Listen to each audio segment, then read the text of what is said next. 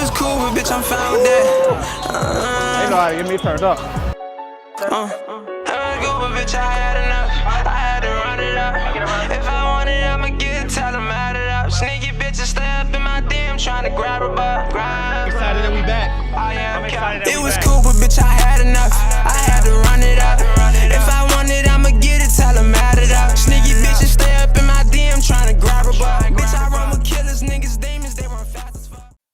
Welcome back to PSN Commands Now with your boy Tony. We're back on the review of AGT the Great Golf. Our guys right now, guys open doors and pay for everyone Fuji's on there. Today's video, I'm going to talk about a full analysis of week 2's game. I'm saying Coach Tech back in the building, man. I'll be rocking. Hope you guys enjoyed Coach Tech episode 1. This one, hope it's for more viewership on this one. I very appreciate that. Let's get right into it. So my full analysis of this game, I said this offense was dynamic. I love the run game with Brian Robinson. Brian Robinson ran super hard. I love the ball distribution. It's the first time in Commanders history that 9 different receivers caught 2 or more passes. That includes Jahan Dotson, Terry McLaurin, De'Ami Brown, Curtis Samuel, Logan Thomas, John Bates, Brian Robinson, Cole Turner. That's 8. A nice person caught 1 or 2 passes. Can't think who it was. Can't think who else off my head. It's weird. Said Brian Robinson. Antonio Gibson. There we go. So 9 different people caught passes for the Commanders. So the ball distribution was great. The run game was great. Sam Howell, I love the way he threw the ball to Terry McLaurin down the field. Also, he was very surgical with his short to mid-range throws. He threw one to De'Ami on a 3rd and 9. That was perfect. He threw it to where only De'Ami can catch it. Yeah, he didn't throw it in stride with him to run after the catch, but he did throw it only De'Ami can get it. It was at the sticks. He was very surgical all day. Even when the Commanders weren't scoring points, Sam was surgical. Like that first drive was surgical. He shredded that Denver defense, and then we had to stop in a sack, and then Joey Slide missed the darn field goal. We'll get to special teams in a moment. But that was pretty much my offensive analysis. I love that Sam was surgical from short to intermediate. He was great from deep as well.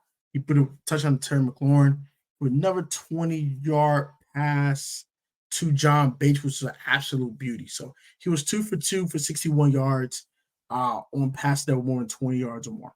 That's incredible.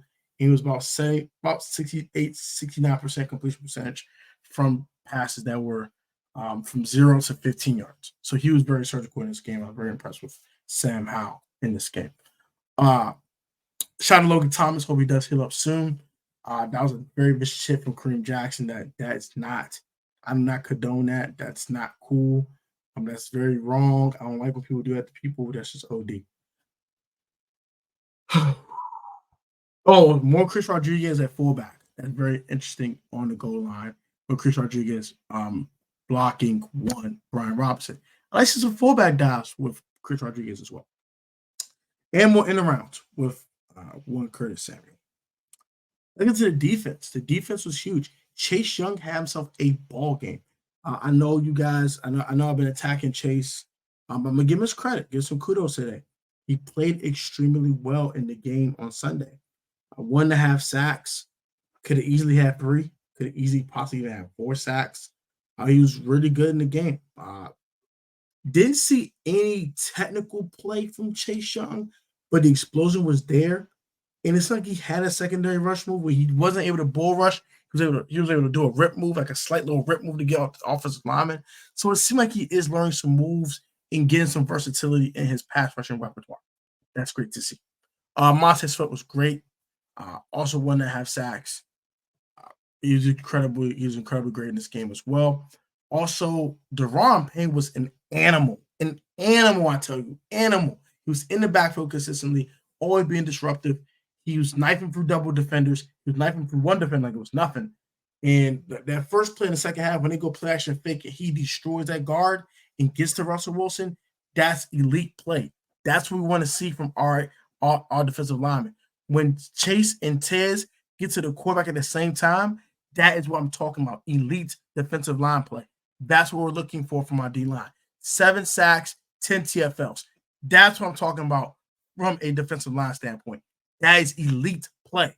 I want to see more of it every week for this defensive line. Every week. Be elite. Show me that you're elite.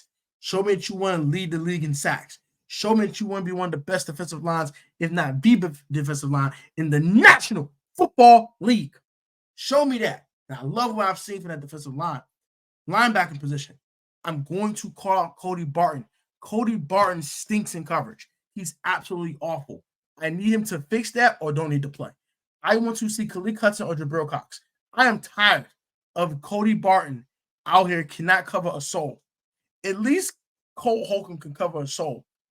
I don't think Cody Barton can cover me, bro. I don't think Cody Barton can cover my dad, and my dad's about to be 70. It's ridiculous. He is horrific in coverage. Horrific. It's not because it's not because of a lack of want to, though. He is not fast enough. It's just not. He doesn't possess the speed. He just doesn't. He takes bad angles, and he's not good at picking the right angle to tackle the guy to catch the ball. And on top of that, he just doesn't have the speed. He's not fast enough. Especially a receiver. A receiver's going to just burn toast him. It's bad. So that's something that I really, really want Ron Rivera to kind of key in and try to hide those weaknesses of Cody Barton, because the teams are exploiting it. They exploited it in week 1 a couple times, and they're exploiting it in week 2. And you think Josh Allen's not going to exploit that weakness with Dawson Kincaid and Dawson Knox? Oh, you got a problem. And SD2, if he's running with SD, just quit, bro. SD he's going to emasculate him. It's going to be bad. He's going to literally humiliate this man on national television. He might break his ankles and tear his Achilles. It's bad. Can we not do that? Can we not do that, please? But nonetheless, secondary.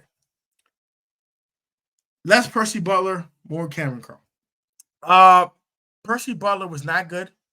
He gave up the 65-yarder, 60 yards to Marvin Mims. I think he gave another big play as well. He was not good on that Hail Mary. And he was Emmanuel Ford. He was Cameron Curl. And he was Derek Forrest. They have to be better.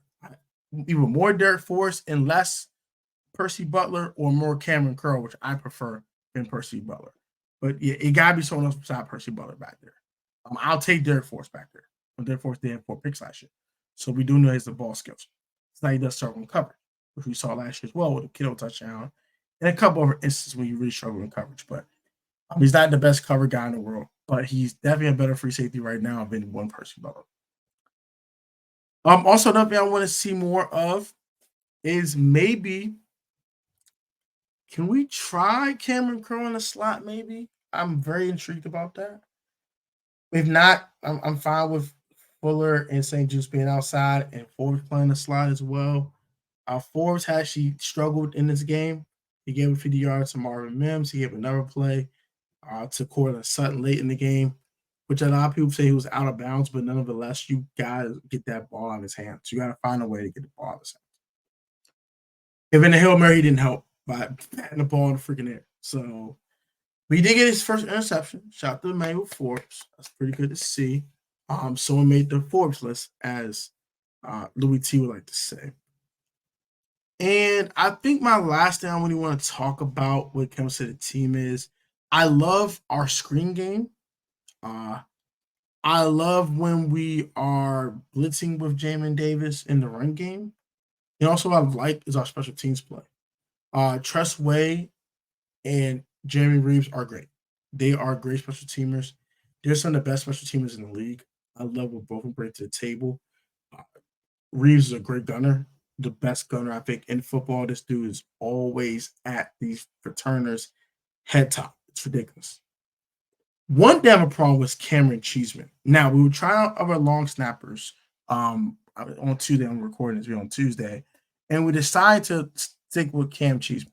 Now, Cam, your name's not supposed to be heard, okay? I need you to fix this issue, or you need to go. All right? Okay? Snap the ball correctly, please. Because I don't need Tressway doing this to try to grab the ball, try to get it to Joey Slye to kick a field goal, or you you punt over freaking Tressway's head, and he has to do like this to go grab the punt like this. It's like he Odell or something. I don't need that. Oh, that is my picture. Okay, no. All right, good. All right, but yeah, I don't need Tressway like this, or like this, or like this, or like this, or like this, or like this to catch a punt. Okay, I ain't even catch like this, punt. I need them to catch like this, hold, kick, field goal. Okay, make it easy. Don't make it hard for them people. That's going to do it for me. I hope you guys enjoy. Like, comment, subscribe to the PSN Command Network.